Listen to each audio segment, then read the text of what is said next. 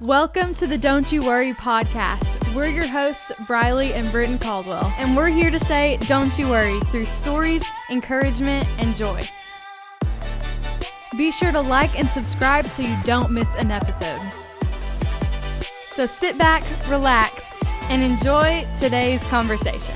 What is up, you guys? We are back with the Don't You Worry podcast. It's your favorite hosts, Briley and Britton, and today we are going to take a little break from the series that we've been in. We have been going through the fruit of the Spirit. I have loved the series so far, and we're going to continue it in the following weeks throughout the rest of the summer, but we're actually going to take a break and talk about your Honduras mission trip that you just went on, because we know a lot of you guys donated to let her go on this mission trip and have been encouraging through this journey. So we really want to unpack, what did this mission trip look like for you, and what did God do? What did he work in your life, and how did he work in your team's life? And I just want to ask you some questions about it. So first, go through, what was your first day like?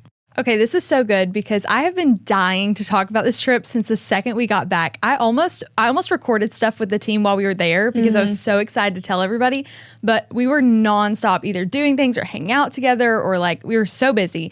So I was like, you know what, this is going to be the best recap to share with Britton ever. So this was the first time I've ever gone out of the country. I've never even flown before, which I honestly got a little nervous about with the packing, because there's a lot of specifics with packing where you have to have like all of your liquids in a quart-size bag, or you have to have things like that. So I was getting a little stressed because I was like, what am I going to take on this plane? Like, what if I forget something? I'm all the way across the country. I don't know how the stores work here or anything like that. But it was actually really fun. So day one, we woke up. When I tell you day one of this mission trip was the longest day of my life, and I don't mean that in like I'm trying to be dramatic, or like, no, like the time I was awake to the time I went to bed, that was the longest period of time ever, because we also had the time zone change. So like I woke up here at 2 a.m., which would have been 12 a.m. in Honduras because we were 2 hours behind. So I stayed awake a full 24 hours, right? And like that may have been something I could have done when I was really little, but I enjoy my sleep now. So anyway, long day. I wake up 2 a.m. with so much energy. I was like, we're going to the airport. We are going first flight. So excited. We get there. Everyone's like kind of dead at 3 in the morning because like, why would we have so much energy? But I get there and I'm like ready to go. I'm asking everybody questions about the trip. I'm talking to my little cousin who is 6, I think. She was actually on this trip with us. So I'm asking her, I was like, are you excited for the trip? And she's holding her baby doll. And she's like, me and baby are going back to sleep on the plane. But I was so pumped for this trip. And we had a small flight and then like a longer flight. But it was really fun just getting to experience flying. If you've never done that before, I just really enjoyed it. And honestly, the layover we had in America was so long, it like prepared us for what we were doing that day. Like we had tons of time to just rest up and sit around and do some different things. And we actually got Chick-fil-A was our last meal going out of America. Also the first meal going into America, because apparently we are the most basic people on the planet. I was like, guys, out of everything we picked, we had to pick Chick-fil-A going in and out. But so we get to Honduras safely. Like it was a great flight experience and everything. God really was over the whole trip. Like we had no issues at all. And we get there, it is hot in Honduras, okay? And it hadn't been that hot here yet for the summer, so it's like very, very hot. I have a headache because I haven't been sleeping all day. Like I can't sleep on flights or in the car or anything like that. So we are exhausted at this point.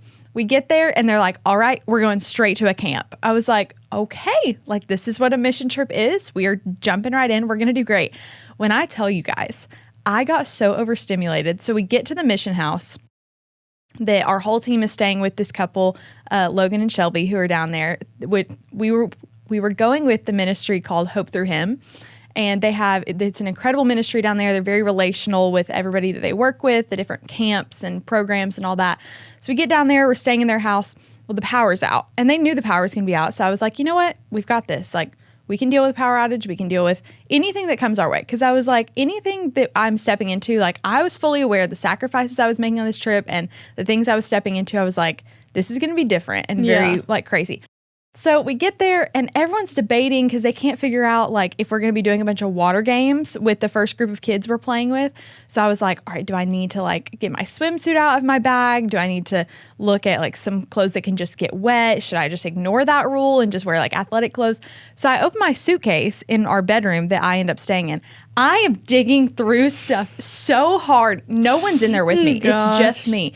I don't have like a mini fan going or anything because the power's out. So I'm just not paying attention. Dripping sweat. Like I am like everything in me. I was like, no one else is experiencing what I'm experiencing right now. I was just so done because I was like, I haven't slept one bit and I'm like trying to put things together, but also like I have to get used to the fact that we're not having a schedule and all these things. So it was a lot. I get in the van after all this had happened and I like closed my eyes, just take a really big deep breath. I was like, don't get overwhelmed. Don't cry. Like you're going to do fine. And then the boys that we were with started like saying stupid stuff. And I was like, you know what? It will be just fine. I was like, they're cheering me up. It'll be fine. So anyway, a lot happened like first half of the day, right? Then we step right into a camp with this program called the Dream Center Boys. These boys, the Hope Through Him ministry, they minister to them consistently throughout the week through educational programs, and not like a school, but a lot of enrichment things. And they teach them Bible classes. They just showed the love of Jesus to them in literally everything they do. But it was really cool because they've never gotten to stay like overnight with a camp somewhere or have all these cool experiences. So our group got to be the ones that helped provide that for them, which was so fun to watch because they had, I think I have some videos and clips, but like they had their first bonfire with us. They've never done like s'mores and stuff like that. They got to go swimming in the swimming pool. Like it was a really cool camp the first couple days that we stepped into. And it was crazy because for me, like that first half of the day was so stressful and overwhelming just because it was like something totally new, which I later figured out most of the other team was also stressed out just because nobody had slept. But I felt overwhelmed about a lot. And then we got there, we played some games, did the things that you usually do with like a kids camp. And it's really dark out by the end of the night. Everyone's sitting around listening to my uncle, who actually got to go on the trip with us. He was going to share the gospel to the boys. And right before he did, one of the interpreters that we worked with he got his guitar out, just him, just strumming his guitar, and he starts singing. And I was like, oh, this is cool. Like he's singing some sort of worship song to the boys. Well, it only took a few seconds for all of our team to realize he was singing What a Beautiful Name in Spanish. So then as he's singing in Spanish, you can hear all the kids like slowly are chiming in because they know the words. And then you hear our team like slowly get a little louder in English, which was such a crazy experience. I mean, I know there was a lot going on that day, so it was overwhelming. But as I was just hearing everybody's voices proclaiming the name of Jesus at the same time, I just started crying. I was like, this is so beautiful because, I mean, the words are what a beautiful name. And like, if that could be the one phrase for the trip, everything I witnessed was just beautiful. Like everything in God's work, seeing him move in a way that I never had before, it was like just breathtaking to watch. So as I'm getting to experience this, we're all worshiping together. I was like, this is incredible. And then my uncle gets up to preach the gospel to these boys. And he's preaching in sentences because he's preaching with an interpreter. So he would do like one sentence, the interpreter would say the line, and then he would do another. And it was like short and sweet. And it was in the middle of, I don't know, like late at night. There's nothing around. It's just him talking to these boys. It's not like there's this big production going on or anything like that. And it was just eye-opening to see we make the gospel so complex sometimes back home. And we make churches like this long planning center of all of these things. It's like, well, make sure this person comes up at this time, and then this song ends with this verse and this and this, this.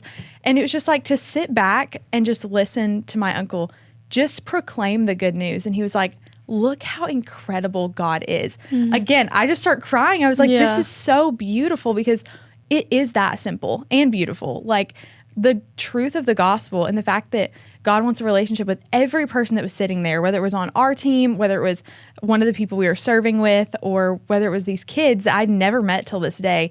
It was so incredible to watch Joseph be a part of that and see, like, why don't we do this everywhere? Why don't we make it this simple? Because it really is. Yeah. And then I think that was mostly what we did with the camp. Oh, so then the next day is also the continuation of the camp. It was a 2-day camp. And I don't know if you've ever been, like, I know we've done this at student camps before and stuff, but they're like, all right, everyone go find your own place in a quiet time and just sit and pray or do whatever. And obviously they were telling that to the boys, but our team was like, well, you know, we're going to participate too, so that way they see what we're doing. So everyone spreads out all across this little camp, and we just sit in our own time and pray. And I was like, honestly, like, this is so special. Once again, why are we not doing this on a daily basis? Like, the importance of finding quiet time, because the week was crazy. Like, it seemed like you could never get away from people, which I love because I am a people person. Yeah. Like, I do not like being by myself for longer than like an hour. Like, I have to have people. You're the opposite. Yeah. You could stay home alone for forever. For sure. For so long. But just seeing everybody go off for a few minutes on their own in complete silence across the camp, we're all just praying and thanking God for the safe travels that we experienced and for these kids that we're making relationships with, and praying for the week and what we were going to be experiencing. It was so special to just slow down for a second, because everything was fast paced since we got there, to just stop and be like, wow, okay, let's just look at God, look at what he's doing around us, and prepare ourselves for what he wants to do.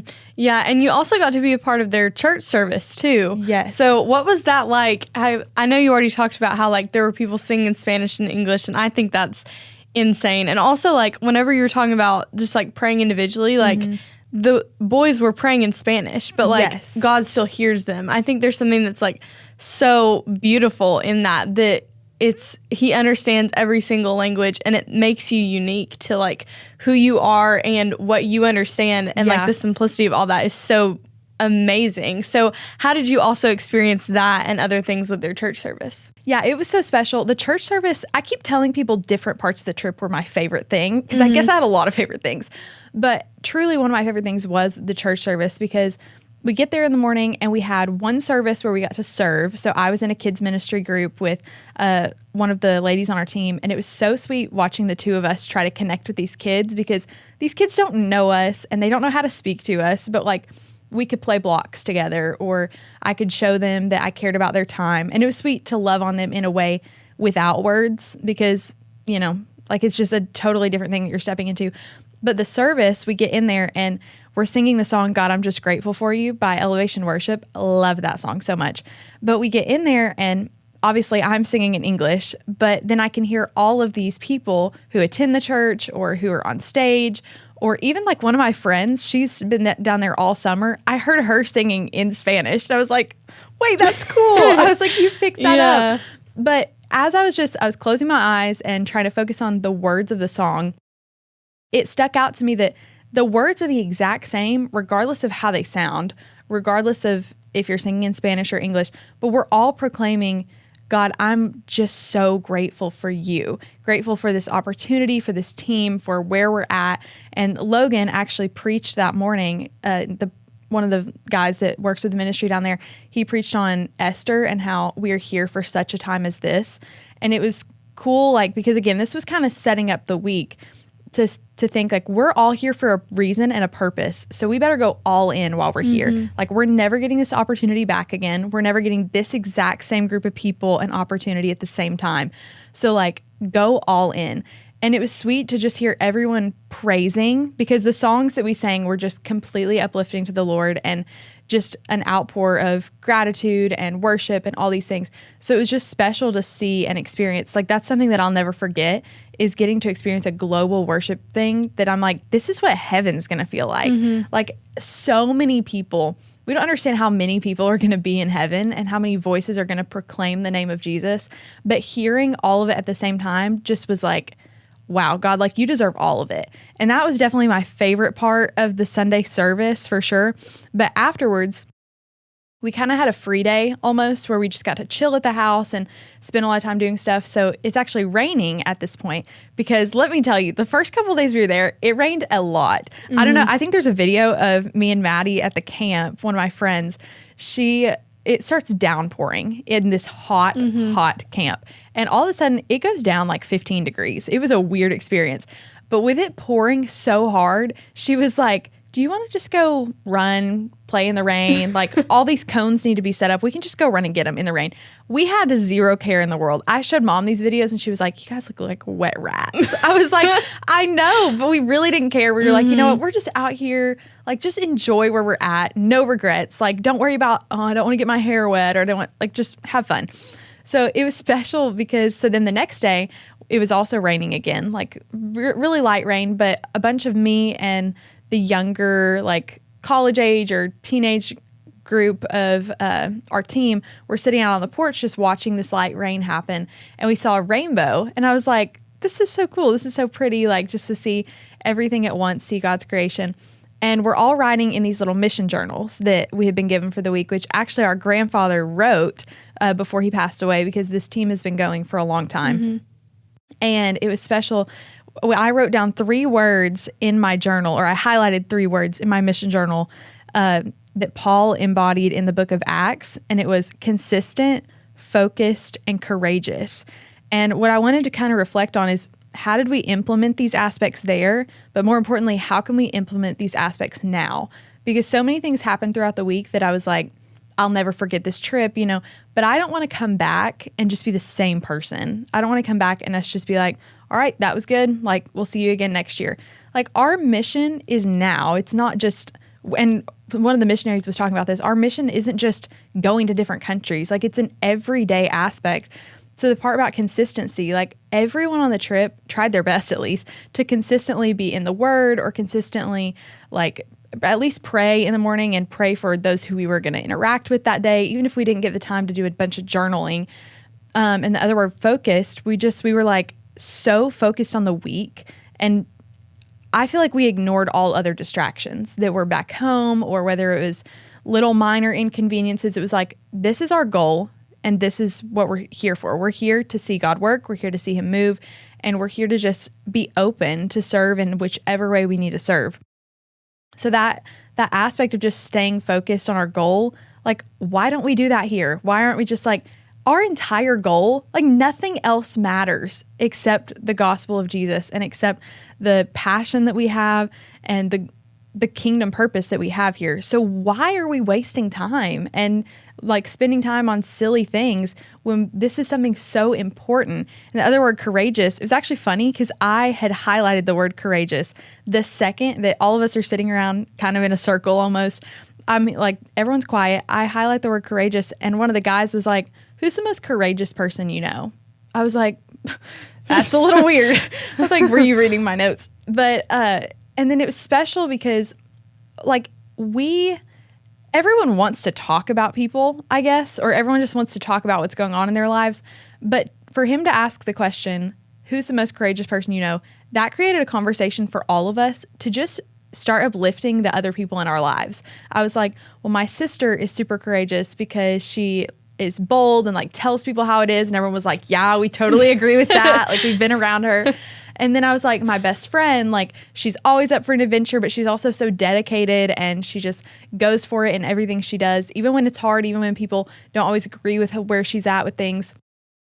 And so it was like, why don't we just lift people up more? Why are we not just talking? Like, it was so sweet to talk good about other people. I think we've talked about John Acuff one time said, let's start good gossip. Yeah. Because everyone talks about people all the time. So if you start good gossip about people and just are constantly behind their back saying good things, it will radically change your perspective and theirs. And then same Sunday night, we actually did a lot of reflecting and talking in our share time group because everyone had the same mission journal. And I got to have a conversation also with Christy, one of the missionaries down there. And I was like, this might be kind of a loaded question. It's just me, her, and 1 or 2 other guys at the table. I was like, this might be a loaded question, but why are you so passionate about this ministry? And what made you guys want to stay here? Like, what made you think this is your thing? And she may have thought that she was like rambling on for forever, but I've never been so locked in a conversation. Like, hearing somebody else, I guess this is kind of the heart of the podcast, but hearing someone else be so passionate about what Jesus has done in their life was, again, just beautiful to watch, because I was like, tell me more. Like, and in everything that she said, she was like, I just want to give all the glory to God for it. Like, I wouldn't be here if it wasn't for this, and we wouldn't have had this ministry or seen God do these things if it wasn't for His will and for His calling. And I was like, wow, like just the fact that somebody is so in love with Jesus, it's just contagious when she shared that with all of us.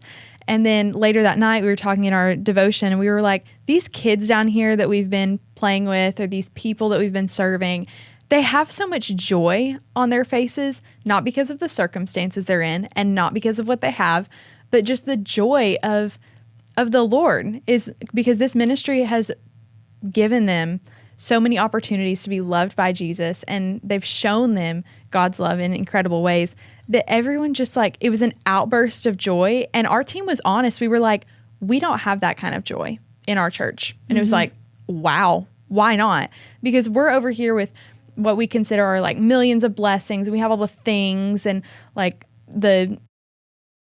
I don't know, like, I don't even know how to explain it. Like we have all these, we have electricity and easy plumbing and like no issues. We have air conditioning, all this. And yet we complain all day long about the minor inconveniences and why. Yeah, I've just finished reading Joy Bomb by Torrin Wells, and I really have loved that idea of like, it's not about your circumstance. It's not about any of that you have the joy of the Lord, because it went through like the Beatitudes and it went through explaining every single part of it. And it was like, all of this is just all pointing glory back to God, because he's the reason for the joy and he is the reason that you can experience that joy. And I think that's such an amazing concept to grasp. And I think if it takes like, going on a mission trip and seeing these kids that have so much joy because they're living their best life because they're living it for God. Like that's so incredibly impacting. And I know like obviously I wasn't there, but I think that's so crucial to see whenever like the fact that you took that out of a mission trip, that's like, this is what I've experienced and this is incredible and it's going to change the way that you live here, because you're going to start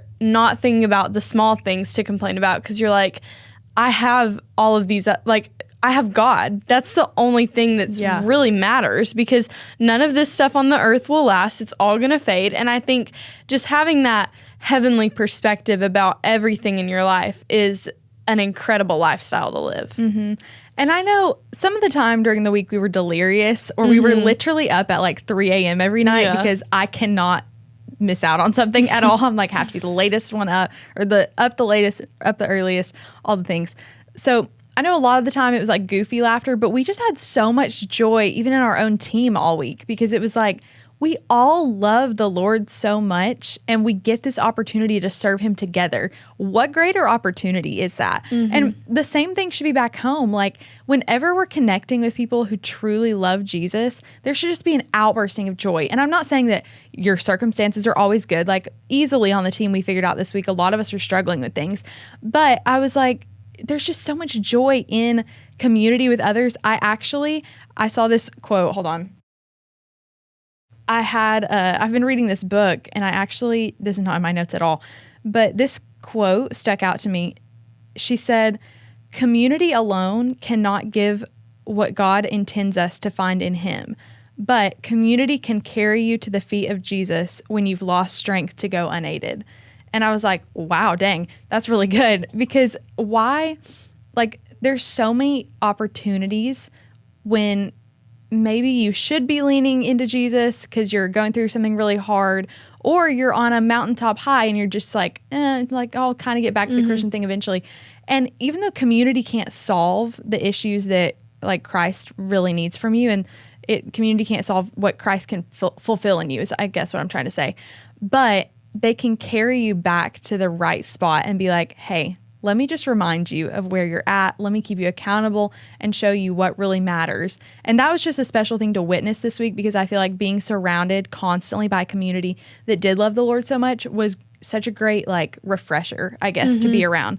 And yeah, I think that was mostly what we did on that Sunday. Yeah, that's so fun. I love just like having that kind of downtime on trips and just like getting to experience the community. And like you said, just getting to experience everything you are experiencing with other people and sharing these beautiful moments that are like, I just need to tell someone about this. And there's all of those people right there at your fingertips that you can literally just I loved talk living to. with like 25 people. Yeah. It was so fun. So what was the most like overwhelming part of the trip? Because I know you've talked about like all of these great experiences and seeing all of these people and getting to play with a bunch of kids and just love on people. But what was something that really took you like a moment and just really hit you hard? There were definitely multiple moments. I guess I would say I was overwhelmed just because it was so much to take in. But I think the most overwhelming and kind of heartbreaking spot that I just had to stop and like assess things for a second was this event called La Mesa, which is basically like feeding the homeless. It's a weekly thing that Hope Through Him puts on for anyone who just feels like maybe they're socially not accepted or they just need a place to go to receive a meal, and they get to hear Logan lead worship, and they get to hear just somebody speak. It was really cool, actually. And La Mesa actually means the table in Spanish, if those of you didn't know. Yes. And Tripp, he's been on the podcast once before. He's in our student group, actually got to speak at La Mesa, which was cool to see someone from our own group sharing his testimony, because he has a really special testimony of where he was in his faith and how he's grown so much and how he's still struggling with things, but like look what all God has done in his life. So that was special to see them all getting to hear his story and getting to hear, again, Spanish worship happening behind us. There was a lot going on. But with this event, actually, I guess Christy, she's the missionary that I was just talking about, I had a deep conversation with. She must have thought I was good with conversation. And I guess I kind of set myself up for that because I was like, I love having conversations with people. I love talking, like all these things. And then the next day, like she's looking at this empty list and it's like, where do I put people? Do I put people with serving drinks or serving food for this event or sitting and talking to people? And the list is empty. And she was like, Briley, would you be okay sitting at a table with people? I was like... Yeah, I mean, I guess that makes sense. I guess I told you I can talk to people. And it was kind of a weird thing because I got so nervous in that moment.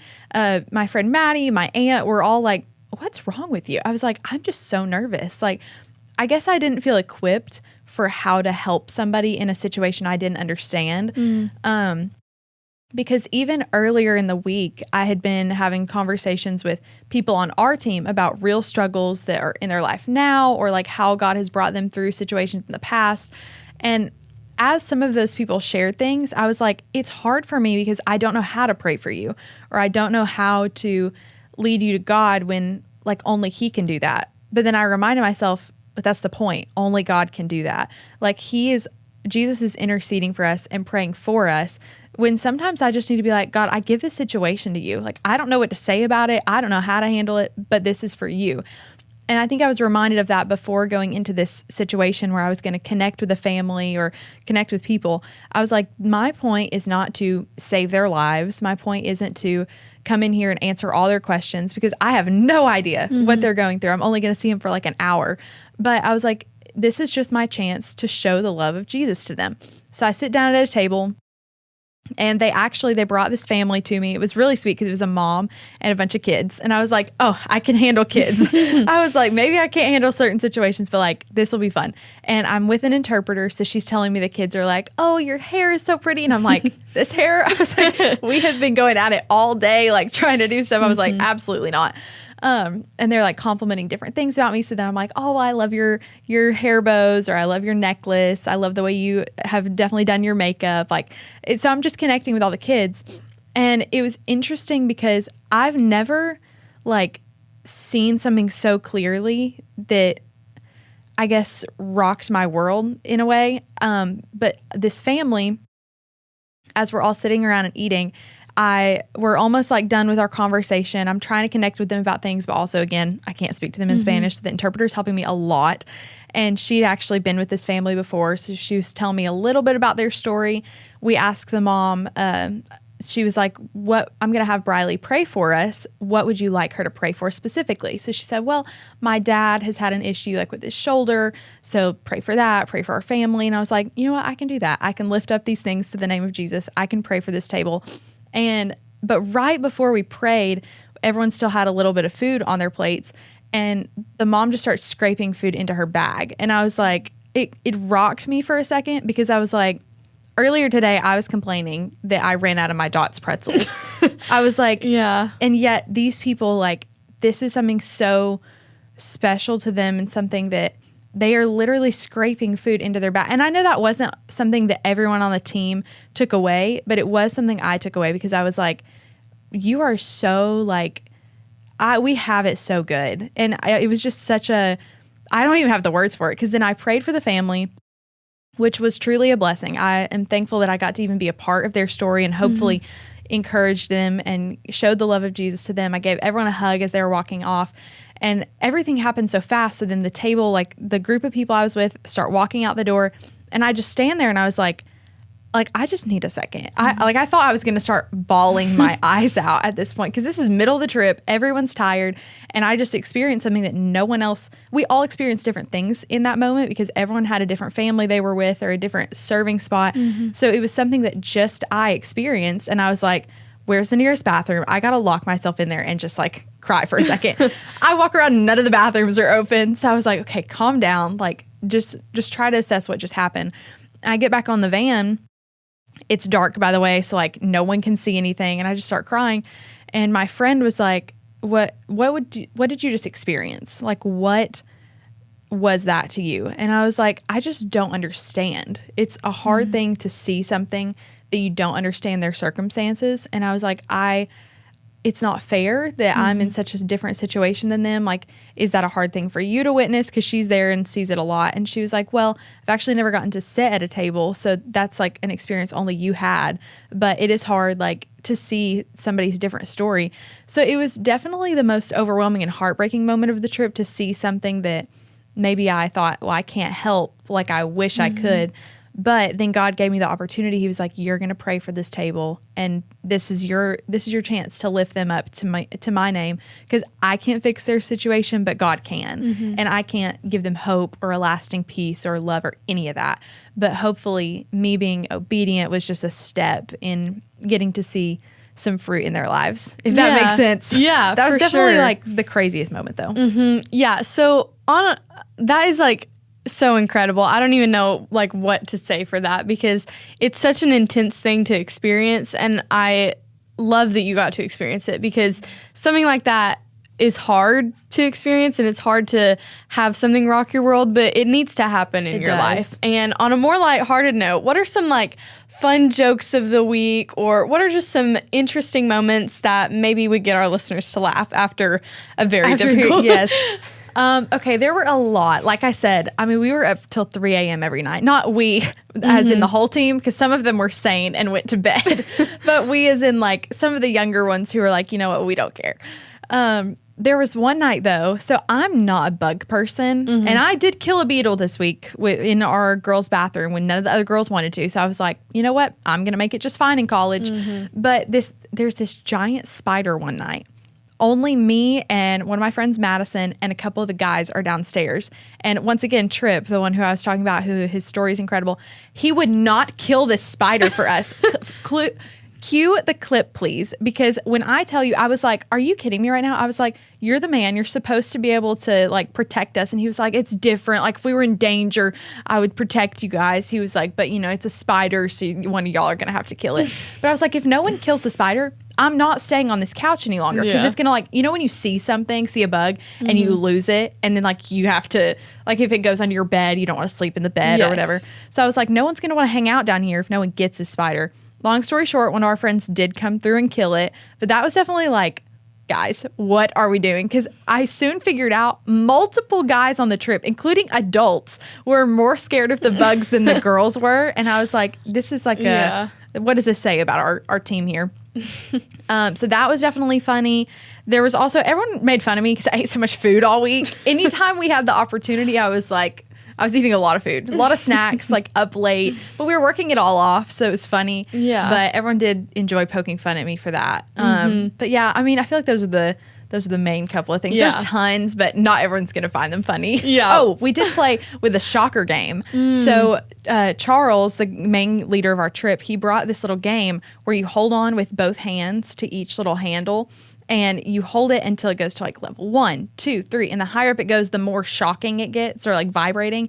So the kids loved playing with it. I only made it to level like 5 or 6, but it was quite entertaining because all the team tried to test it out before we gave it to the boys we were working with. And it was so funny, which also inspired the period cramp simulator. Yes. I hope everyone has checked out on our Instagram and YouTube, because as soon as everyone was complaining about this, I was like, I'm going to make all the guys in here try a period cramp simulator. Yeah. And they were like, no, we're not doing that. I literally ordered it and was like, it's going to be here when we get back. So we're about to make all of our guy friends try it, especially the ones that were on the trip.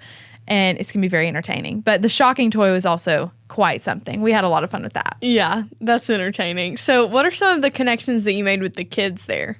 So I think we did different things. One group was just the Dream Center boys, who were these teenage, mostly, I mean, some of them were younger aged guys who they basically build them up, try to teach them life skills. Not a lot of them have a father in their life. So they try to build them up to be strong men of God, and how they should live and all these things. So this one little boy, we were actually by the pool the day that everyone was like, you can swim or you cannot swim. And I was like, well, I'm just not going to swim, because like I'm not going to get in the pool. It's not that much colder than it is. Like it's still hot. So there's not really any reason for me to get in the pool to cool off. Like I'll just hang out and watch the boys. So I'm sitting on the edge of the pool one day, like with my feet in the water, and I'm just watching everything going on. A kid may be like throwing a ball to me, and I throw it back.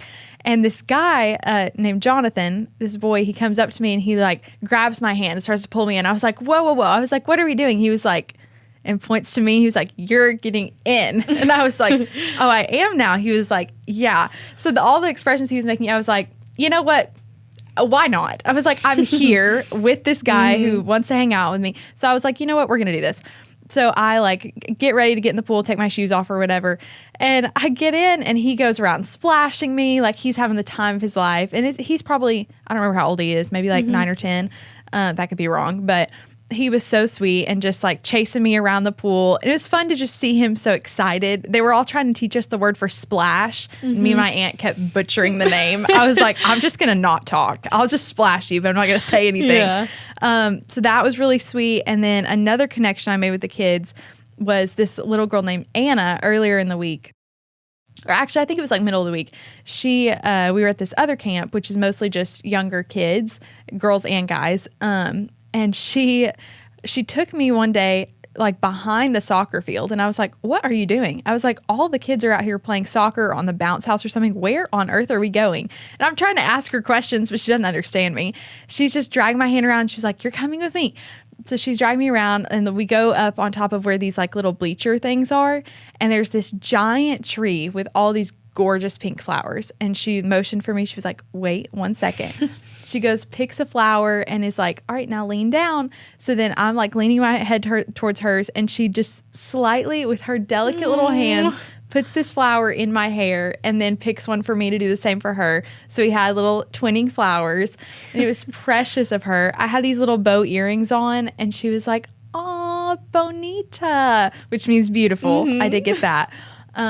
So it was special to just see her connect so much with me. I was like, every time I wear these earrings now, I'm going to think of her. I'm going to pray for her. Just to see, again, her light up and see so much joy on her face with me being a part of her life for just a couple hours. Yeah. But I was like, you know what? Anything you want me to do, honey, we will go wherever you want on this camp. I will let you put as many flowers in my hair as you want. We'll play with Play-Doh, Legos. Like we did pretty much everything. And then the other connection I made with a lot of the kids that was just special to be a part of at that same center with all the younger kids. We have this song actually called Rock, Sword, Shield that our grandfather had done for years. It's like a VBS type song.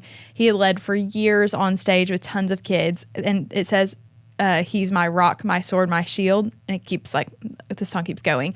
But it's basically, if no one knows this story, so when our grandfather actually passed away, we didn't get to see his last few moments, which I'm kind of grateful for, but he was in the hospital, and my dad or my parents, both of them were talking over the baby monitor, and we're like, you know, we're all going around trying to say our goodbyes because you're about to see Jesus. And in the hospital room, they can see him like through the window. He starts pumping his fist. And the first part of the song where he would yell on stage, he would say, does anybody have a rock? And that is exactly what he was doing as he was going out of this world to see Jesus. He was like, I've got my rock. So just that moment stood out to me so much. But then when we get to this little camp, our leader sang this same song, Rock, Sword, Shield, with all of these kids in Spanish, which was so cool because I was like, the fact that I'm a part of this legacy where my grandfather shared the love of Jesus with kids for years and years and years, and he's been passed away for 5 years now almost, and the fact that 2,000 however many miles away, we are getting to share with these kids the same love of Jesus that he shared with so many kids, including us growing up. It was like, wow. It was true. Like, I cannot explain it. I have a video of it, but it was just incredible because it was like, what a legacy that our entire team gets to be a part of. Because actually, I would share so many stories throughout the week. I have a really cool thing that I'm going to share on an upcoming episode that I experienced about his legacy too. But there's so many moments that I would share, which for me personally, like sharing things about our Poppy does not get me down or like make me emotional necessarily. It literally brings me joy. So I would share something with the team, and because a lot of them actually grew up with him, they would share something back and we're like, wait, but he did this really cool thing for our ministry this one time. And it was like seeing a team that loved the Lord so much carry out what he still would have loved us to be doing, because everything in his life strictly pointed to Jesus. Like, if he were here today, he wouldn't be like, he'd be like, why are you talking about me so much on your podcast? Your podcast is about Jesus, not me. Like, just all the things that we got to experience. I can't explain it, but it was like, how are we a part of this beautiful legacy that's still leading to the Lord? And we're all worshiping here right now, but he's worshiping in heaven at the exact same time that we are. So that was definitely like a moment that I will never forget, seeing that in another country, in it, like years after he passed away, seeing something he implemented still impacting people for the gospel. Yeah, and obviously you've just seen all of these things and you're clearly reflecting on your trip and just looking at where God was moving and how God has been moving even through your entire story to lead you to this trip and everything that has happened. But is there anything else that you've just been like reflecting on that specifically God worked in your life or anyone else? We actually got to see 2 of the Dream Center boys that we worked with all week. And this is crazy. I did not understand this until, I didn't even know this till like the last night. Morgan Palmer, she was on our podcast probably 2 or 3 years ago, like right when we first got started. She was our first interview. She was our first interview ever. Like, and I told her on this trip, I was like, I feel awful because I said, we were she so stuck nervous with us. I was like, she stuck with us through the whole interview. I was like, to prepare for this, I went back and watched it last night and I was like, oh my gosh, we didn't even know how to talk. Like, it was bad. But she had mentioned on that podcast this little boy who they asked him questions in Honduras a couple years ago, and he said, well, in myself, I just see sadness. And I did not know that about this boy, but he apparently, like, he had a rough story, and he just was not in a great headspace, like, had a lot of issues with himself and his family. This week, we literally got to see him give his life to Jesus. That's so special. I didn't know it was the same boy, but I was like, that is incredible. We got to see 2 boys get saved this week and completely give their lives to Christ. And honestly, like, I didn't get to have a lot of conversations with those boys. They were with some of the other group members, but just getting to see that and hear the stories from our team, they were like, they said they were so excited to go tell all their friends about it. Like, they were so excited because this is something special that they just get to be a part of. Yeah. And we talked one night how, like, not all of those boys necessarily have a place to come home and celebrate that with, but our team got to be who they celebrated with. Because, like, for me and you, the first moment that we both gave our life to Christ and decided to make that long-lasting decision forever, we had an outpour of people who were like, this is the greatest decision of your life. We're so proud of you. We're so happy for you. Like, let's just celebrate. And we got to be that for those boys. We got to just show them, like, this is the greatest family you'll ever be a part of. Like, now you guys are our brothers. Like, we're so excited for you and for this new stage of life. And this program specifically, they build relationships with these boys. So this wasn't just like all right, who wants to raise their hand and give their life to Jesus and then move on, never talk about it again. These boys are getting discipled week after week. And I mean, it was just insane to get to celebrate that with them. And it's like, they'll never forget that moment of that community, because I remember the exact moment after I got saved. I was literally at a VBS and like all of my friends, there were multiple of my cousins there, like all of them. And the moment, like, after we had like our little session with our like VBS group. And afterwards, one of my cousins was like, "So did you get saved?" And I was like, "Well, yeah." And so then they all just like hugged me so hard, and I'll never forget that moment. And I'll never forget the exact people who were there and the people who surrounded me and like celebrated that decision. And it's so reaffirming to even go back in moments of doubt in your faith. Then you can go back to that moment where it's like, this is such a family that I get to be a part of now that I've made this commitment to Christ. And that is so cool to witness in another country in that situation. It really was. And I mean, there was so much that I was reflecting on, but another thing, there was one night specifically that stuck out to me so much. So we were all getting ready to lead worship, or we were all around our house, like everyone looks ratchet. I mean, like this is the end of the day. Some of us have showered and then have like no makeup, anything on. Some of us are still sweating. Like everyone's just sitting in the floor, on the couch, like all of us. And Logan, again, one of the leaders down there, he was like, "All right, like let's lead worship." And Mackenzie was like, "Why don't you let Briley lead worship?" And I was like, "Here? Okay, sounds good." So I get the guitar out and we sing a couple worship songs all together.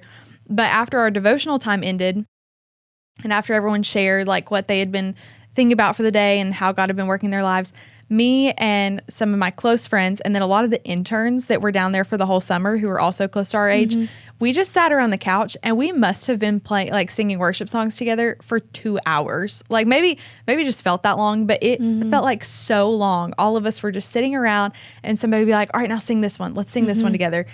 And for some reason that stuck out to me so much, because these interns who we had never met before this week ever are the same. And like for them, for the missionaries down there, all of us who we had stepped into this team, some of us have known each other since we were born. Some of us have known each other for a week. And like there was a lot of differences and whatever separating us, but everyone came together and just proclaimed the name of Jesus because we all are here for the same kingdom, the same purpose. And it was so special. We ended the night singing "What a Beautiful Name" again. And I just like, I will never forget that moment, because it was like, what a beautiful name that we all get to serve together. It's not just me on this mission trip. It's not just me and the people that I've known for forever coming into this trip. Every single person here is working towards the same goal, and we're all a part of the same family. I mean, I know that sounds like cliche, but for real, like we're all a part of God's family together. And that was such a special thing to be a part of. Even like the interpreters that we got to work with all week, they were so kind and encouraging to us specifically. One of the guys that we worked with all week, Hector, shout out Hector, because he followed the podcast recently. He would just ask us all genuine questions and encouraging things and say like, "Oh, so you have a podcast. Like what does that mean? What does that work with?" And I got to share with him like how we share God's love on this podcast. He was like, "So I assume you're probably going to talk about this week, right?" I was like, "Well, yeah, for sure." I was like, "This is a pretty big deal." And just all these things. I actually, at the beginning of the week, our leader said, "What is your why for coming here?" And I was like, I mean, I wanted to do this before college. I kind of told myself last year I was doing it. And I was like, honestly, I get really bad FOMO. And everyone kind of laughed. But I was like, I knew if God was doing something on this trip, I couldn't miss out on it. And reflecting towards the end of the week, again, I said, I get really bad FOMO about anything I'm missing. I was so present all week that I didn't even think about what was going on back home. And I don't mean that to say I didn't care what my family was doing, or I wasn't sad that I didn't see my friends all week. But like, one, I didn't even have time to think about it. But two, I was just so overwhelmed with where God was having me in that moment. And so like, let me soak up everything that I have while I'm here. Let me connect with as many people as I can while I'm here. Let me like just live out this purpose of the week that God has provided for me, that I was like, I definitely don't feel like I missed out on anything else, because I knew so clearly that is what God had for my week. So I think that was another thing that I just reflected on, I guess.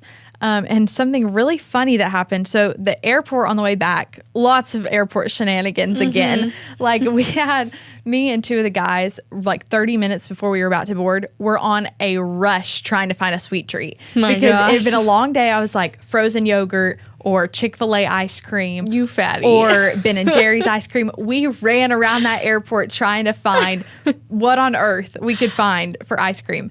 And end up at Five Guys, like 10 minutes before we're supposed to be back where we're at. So we're running through doing all these things. There was a lot happening, to say the least. But we actually met this guy in the airport. I don't know much about him at all. I don't know if he's like super spiritual warrior or if he's crazy. I have no idea. But he overheard us talking about the mission trip because we were so excited. You know, we're sharing, oh, when this girl did this, or like when I was making this connection with this boy. He said, so what did you learn? And he asked us this question over and over again because we were like, well, we got to teach this, or, oh, we got to be a part of this worship service. He was like, what did you learn? And I was like, wow, that's a good question. Like, what did I learn? And it's that's a loaded question because there was so much all week that we got to be a part of. But one of the biggest takeaways is just, like I said, everyone is here for the same kingdom purpose. Yeah. All of us are serving. It doesn't matter if we can speak their language. It doesn't matter if I'm 20 years older than them or 2 months older than them. Like, everyone is working toward the same goal. Our 6-year-old on the trip that was with us and our 50, whatever, however old the oldest person was. I don't really know. But like, everyone on the trip was there for the same goal. And that should bring such a sense of unity now for the church that we're with, for whether, because I'm only going to be at my home church for another month or so before I go to college and try to find a different group. But everywhere I go, if we are a part of the same body of Christ, we should be unified. Yeah. And that was such a big takeaway for me. It was so important for me to be in the moment, be present where I was at. And the biggest thing that I'm taking away from this trip and learning is that the mission work did not stop there. And I know that's kind of a hard thing I'm still trying to personally work through, but I'm like, how can I take what just happened and actually run with it? I don't want to get back home and our whole team just go back to their separate spots in the church where everyone just sits down and leaves after church. Like, all of us have such a beautiful connection that we made with the Lord and made with people there, and just so much joy that we experienced all week. Mm-hmm. So what are we going to actually do about it? Yeah, that's so cool. I love everything. I love all of the stories. I love hearing everything, especially from different perspectives, because I know so many people who went on the trip, and getting to hear yours and other people's. It's just so cool, and it's something so amazing to be a part of. And I loved hearing about all of your stories, and I hope you guys did too. I know it was a long episode. She can yap forever. I know. I'm trying to make sure. Oh, the one other thing that I forgot to say, this is just really funny. The night of worship where I was like, I actually walked upstairs after all that, and I was talking to Denise, or as we called her on the trip, Mama Denise, because she was peak travel mom, like helped us with everything. It was so sweet. I walk upstairs and I was like, man, I could just worship forever. And she was like, I think we're going to. I was like, I was like, that's so true. Like, this is something, we're not just here to like have a little cute little worship session and be done. This is eternity that we're preparing for and getting excited about. And I think that's why the trip was so special. Yeah, it's so fun. So I loved having this little break in between our Fruit of the Spirit series, especially to hear everything that you experienced and all of that. So we will see you guys back next week for another great conversation.